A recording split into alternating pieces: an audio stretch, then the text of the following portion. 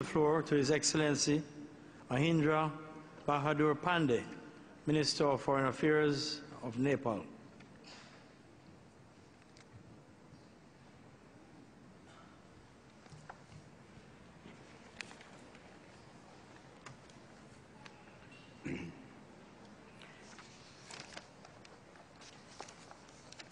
Mr. Chair President, Excellencies, Head of the State and Government, Honorable Ministers, distinguished delegates, ladies and gentlemen.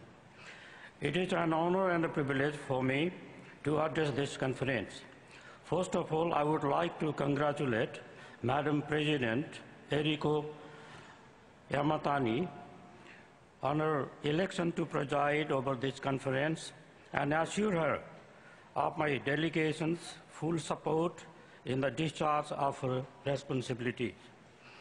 On behalf of the Government of Nepal, I would like to express my sincere thanks to the Government of Japan for their warm welcome and gracious hospitality accorded to us.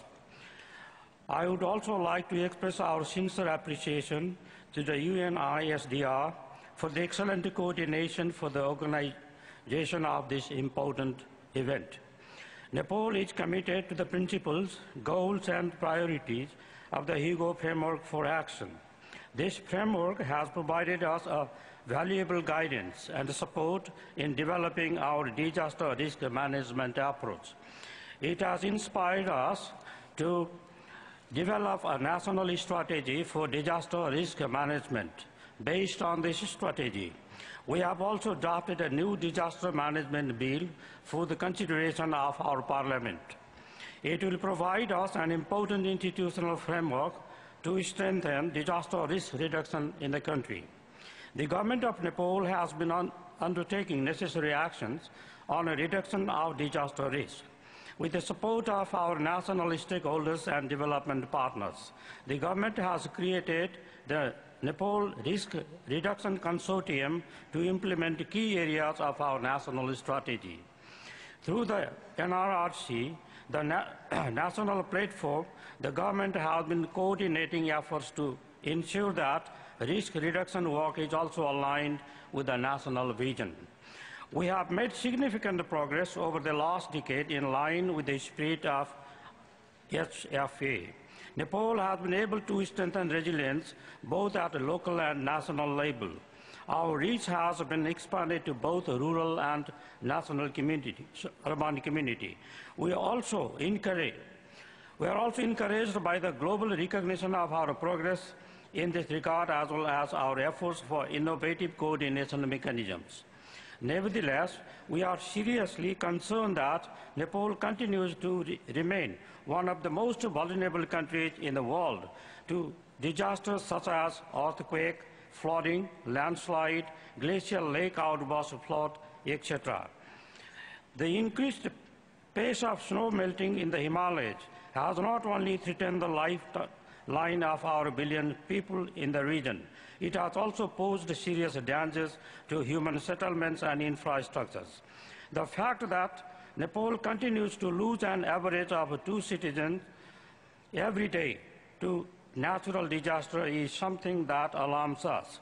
It is also estimated that the human loss in Kathmandu Valley alone, should there be a major seismic event, will be catastrophic.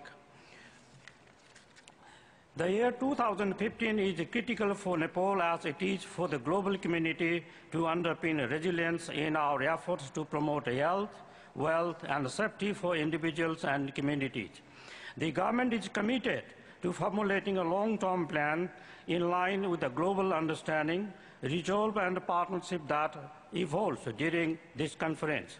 We also expect continued support of and partnership with the international community in the implementation of this plan.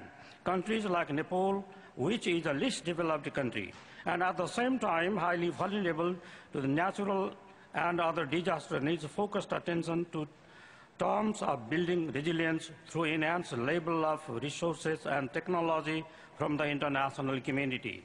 Nepal has accorded due priority to ensure easy access to adequate risk information in view of its significance for the promotion of evidence-based decision-making and resource allocation for risk reduction.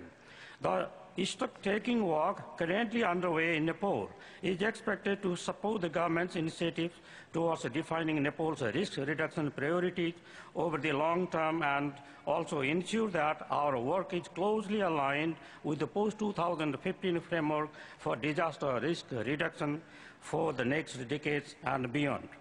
The HFA has provided a solid foundation for the global efforts in the disaster risk reduction.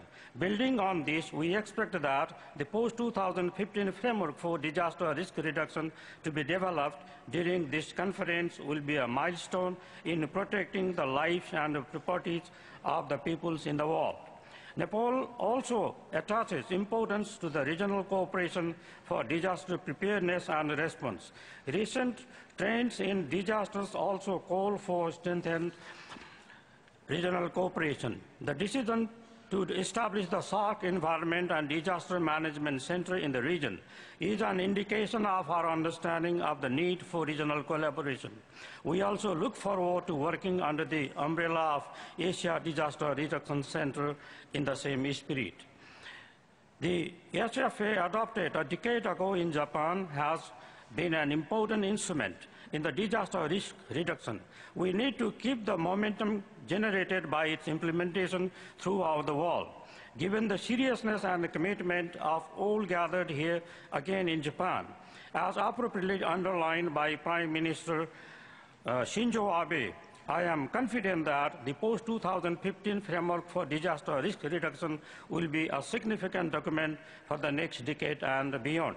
Before I conclude, I would like to appreciate a strong commitment demonstrated and proactive role being played by Japan in advancing international cooperation in this field.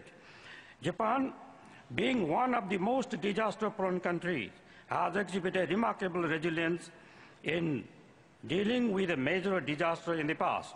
As a global leader in the field of disaster management, its expertise and experience, both in the field of disaster preparedness and post-disaster management, are exemplary.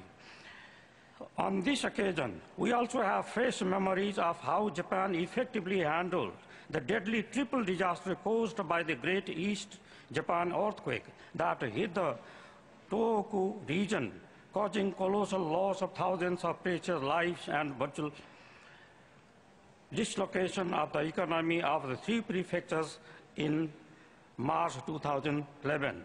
Thank you. Thank you for your attention. Thank you very much. I thank the Minister for Foreign Affairs of Nepal for his statement.